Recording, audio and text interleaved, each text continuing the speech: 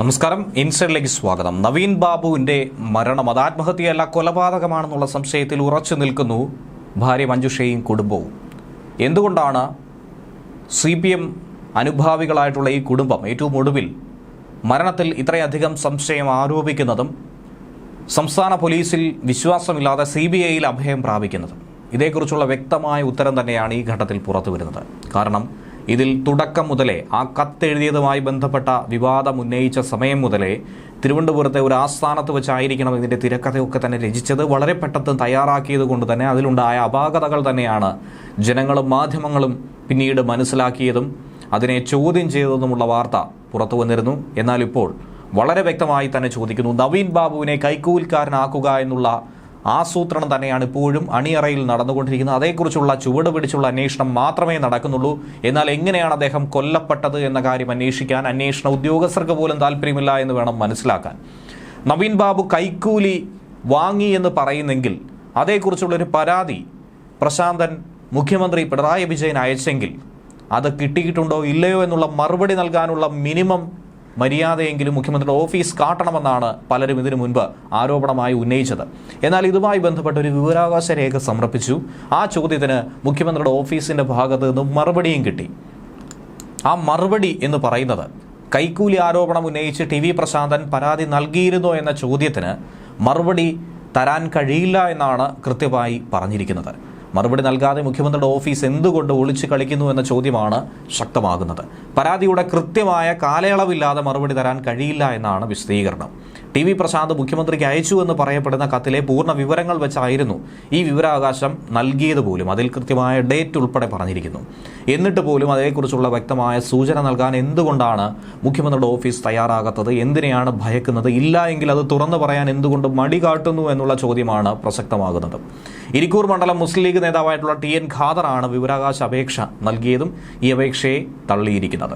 EDM Naveen Babu മരണപ്പെട്ടതിന് പിന്നാലെ പ്രശാന്തൻ മുഖ്യമന്ത്രിക്ക് നൽകിയെന്ന പേരിൽ ഒരു പരാതി മാധ്യമങ്ങളിലൂടെ അടക്കം പ്രചരിച്ചിരുന്നു.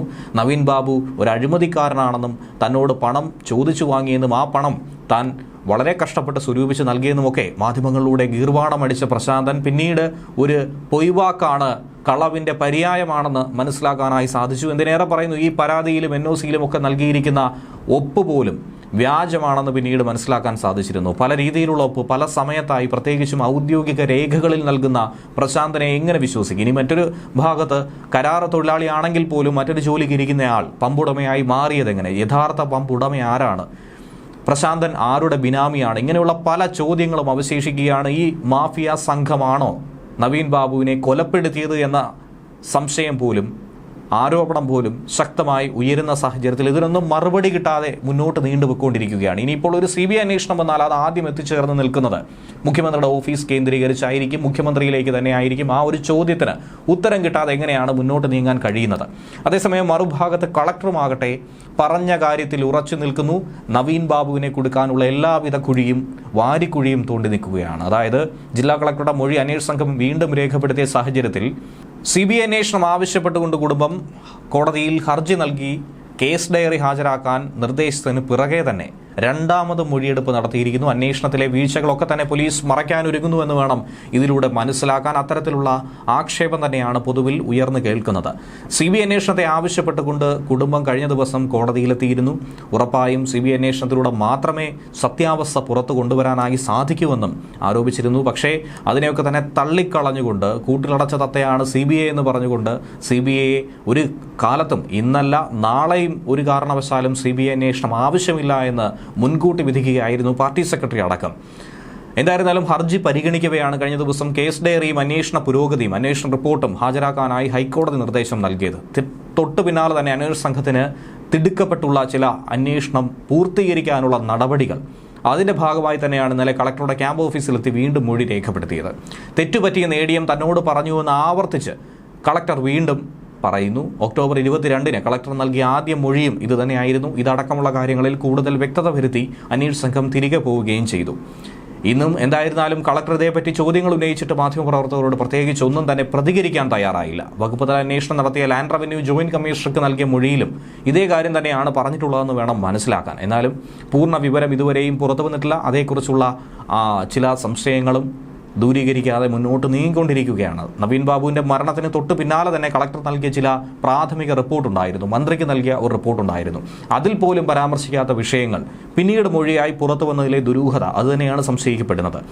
പി ദിവ്യയെ ഏതു വിധേനയും രക്ഷിക്കാനുള്ള നിർദ്ദേശം ഒരുപക്ഷേ മുകളിൽ നിന്നും കളക്ടർക്ക് ലഭിച്ചിട്ടുണ്ടായിരിക്കുമെന്നും ആ രക്ഷാപ്രവർത്തനത്തിൻ്റെ ഭാഗമായി കളക്ടറുടെ നീക്കം ഇത്തരത്തിലായിരിക്കുമെന്നുള്ള വാദത്തിൽ തന്നെയാണ് കുടുംബവും ഉറച്ചു നിൽക്കുന്നത്. അങ്ങനെ ഒരു പ്രതികരണത്തിലേക്കാണ് കടക്കുന്നത്. ഹൈക്കോടതിയിലും ഇക്കാര്യം എടുത്തു പറയുകയാണ് ചെയ്തിരിക്കുന്നത്.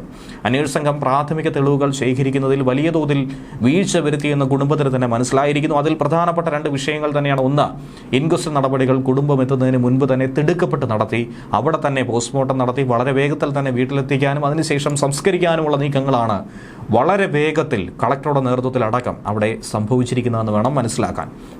ഹൈക്കോടതി റിപ്പോർട്ട് ചോദിച്ചതോടെ വീഴ്ചകൾ മറയ്ക്കാനുള്ളൊരു ശ്രമം പോലീസ് നടത്തിക്കൊണ്ടിരിക്കുന്നുവെന്ന ആക്ഷേപത്തിന് കൂടുതൽ കരുത്തു പകരുന്നതാണ് ഈ അവസാന നിമിഷത്തെ അന്വേഷണവും. അതേസമയം നവീൻ ബാബുവിൻ്റെ മരണവുമായി ബന്ധപ്പെട്ട് സംസ്ഥാന പോലീസിന് ഒരു അവസാന ഡെഡ്ലൈൻ കൂടി നൽകിയിരിക്കുകയാണ്. നവീൻ ബാബുവിൻ്റേത് ആത്മഹത്യയല്ല കൊലപാതകമാണെന്നും പ്രതിയായ CPM കണ്ണൂർ ജില്ലാ കമ്മിറ്റി അംഗമായിട്ടുള്ള പി ദിവ്യയെ രക്ഷിച്ചെടുക്കാനുള്ള പോലീസിന്റെ വ്യഗ്രത ഇതിൽ കാണാൻ സാധിക്കുന്നുവെന്ന് കൂടിയാണ് നവീൻ ബാബുവിൻ്റെ കുടുംബം ഇപ്പോൾ കോടതിയിൽ പറഞ്ഞിരിക്കുന്നത്. CBI അന്വേഷണം ആവശ്യപ്പെട്ടുകൊണ്ടുള്ള ഹർജി ഫയലിൽ സ്വീകരിച്ചുകൊണ്ടാണ് സിംഗിൾ ബെഞ്ച് മറുപടി പറയാൻ സംസ്ഥാന സർക്കാരിനോടും ഒപ്പം CBIയോടും ഇപ്പോൾ ആവശ്യപ്പെട്ടിരിക്കുന്നത്. കുടുംബത്തിന്റെ ആവശ്യം CPM സംസ്ഥാന സെക്രട്ടറി MV ഗോവിന്ദൻ പൂർണ്ണമായും നിരസിച്ചത് നമ്മളേവരും കണ്ടതാണ്. ഒട്ടും തന്നെ മാനുഷിക പരിഗണന പോലും കാണിക്കാതെ CPM അനുഭാവം, കമ്മ്യൂണിസ്റ്റ് അനുഭാവം പുലർത്തിയിരുന്ന ആ കുടുംബത്തോട് കാണിക്കുന്ന വിശ്വാസ വഞ്ചനയായി തന്നെയാണ് ഇതിനെ നോക്കിക്കണ്ടത്. CBI അന്വേഷണത്തെക്കുറിച്ചുള്ള വ്യക്തമായ ധാരണ പാർട്ടിക്കുണ്ടെന്നാണ് MV ഗോവിന്ദൻ പറഞ്ഞത്. അതുപോലെ തന്നെ പോലീസ് അന്വേഷണത്തെക്കുറിച്ചുള്ള വ്യക്തമായ ധാരണ നവീൻ ബാബുവിൻ്റെ കുടുംബത്തിനും മഞ്ജുഷയ്ക്കും ഒപ്പം തന്നെ ജനങ്ങൾക്കുമുണ്ടെന്നാണ് MV ഗോവിന്ദൻ ഈ അവസരത്തിൽ മനസ്സിലാക്കേണ്ടത്. ഈ നിലപാടിൽ ഒരു മാറ്റവുമില്ല എന്ന് ഗോവിന്ദൻ പറയുമ്പോൾ മഞ്ജുഷയും അതേ നിലപാടിൽ ഉറച്ചു നിൽക്കുന്നു. CBI കൂട്ടിലടച്ച തത്തയാണെന്നുള്ള ആരോപണം ഉന്നയിച്ച് രംഗത്ത് വരുന്നു. നവീൻ ബാബുവിൻ്റെ കുടുംബത്തിനൊപ്പമാണെന്നുള്ള ഇരട്ടത്താപ്പും ഇതോടൊപ്പം തന്നെ MV ഗോവിന്ദൻ ആവർത്തിച്ചു എന്നുള്ളതാണ് ഏറ്റവും വലിയ വിരോധാഭാസം. ന്യൂസ് ഡെസ്ക് മലയാളി വാർത്ത ഇൻസൈഡ്.